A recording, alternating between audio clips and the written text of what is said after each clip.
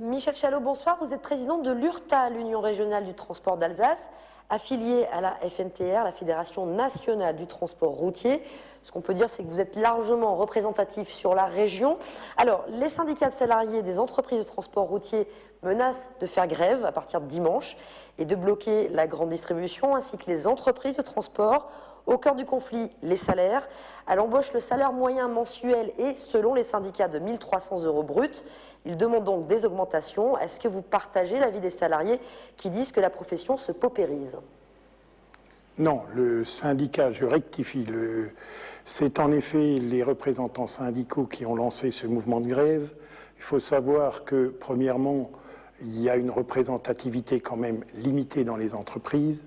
Deuxièmement, pour répondre à votre question qui est sur les salaires, le salaire aujourd'hui n'est pas pour les grands routiers de 1 300 € comme c'est affirmé, mais on est actuellement à 9,15 € de l'heure sur des minima de 169, voire 186, voire 200 heures. Donc ce n'est pas tout à fait correct de dire que le salaire moyen est de 1 300 €. Et sur la paupérisation de la profession? Il n'y a pas une vraie... Il y a aujourd'hui des regroupements et non pas une paupérisation. Si vous voulez, on a en Alsace, par exemple, pour parler de notre région, on a 1100 entreprises de transport routier qui sont inscrites. Il y en a 700 qui exploitent réellement. Il y en a bien sûr une quinzaine qui font plus de 50 salariés. La grande partie étant des entreprises de 20 à 50 salariés et de moins de 20, il doit y avoir à peu près 40%.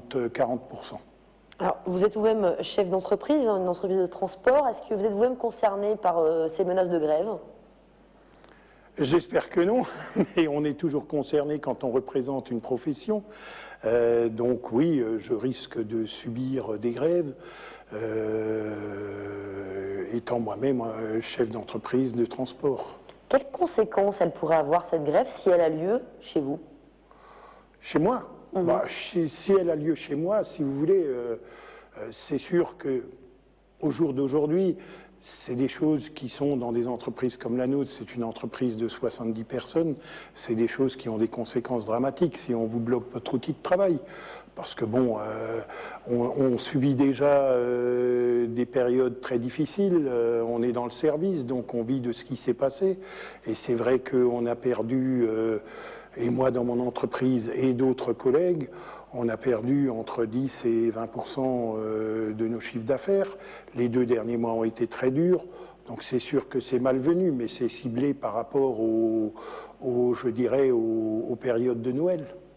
Alors, qui dit conflit dit négociation. Dans l'occurrence, elles ont commencé mercredi sous l'égide du secrétaire d'État du transport, Dominique Bussereau. Alors, dans un premier temps, il a proposé une concession de 100 millions d'euros sur la future taxe carbone en échange d'augmentation de salaire. Actuellement, un accord semble, je dis bien semble, se profiler pour une augmentation de 4%. Mais votre organisation, elle a quitté la table des négociations. Pourquoi cet accord éventuel est-il impossible pour vous ? D'abord, il faut rectifier. Les 100 millions dont parle notre secrétaire d'État avaient déjà été accordés différemment. Donc, je veux dire, on ne peut pas tout mélanger. Là, on est en train de tout mélanger, ce qui est malsain. Deuxièmement, c'est vrai qu'on a la responsabilité d'entreprise et de bilan. Donc, à partir de ce moment-là, nous, on a été consultés par notre fédération.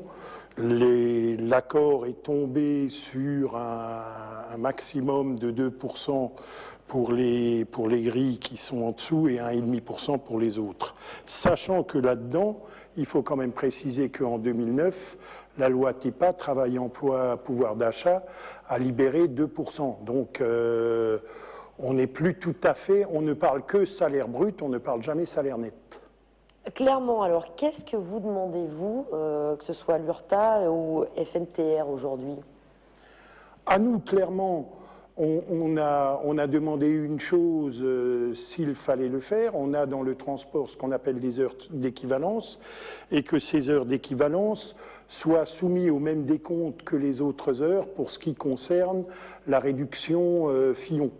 et ce qui permettrait en effet à ce moment-là aux entreprises de donner les 2% supplémentaires, c'est-à-dire qui sont déjà dans la TEPA. C'est vraiment très compliqué, je veux dire, c'est très technique une fiche de paye dans le transport, et on parlerait sur le net où on aurait en effet à peu près du 4% pour 2010.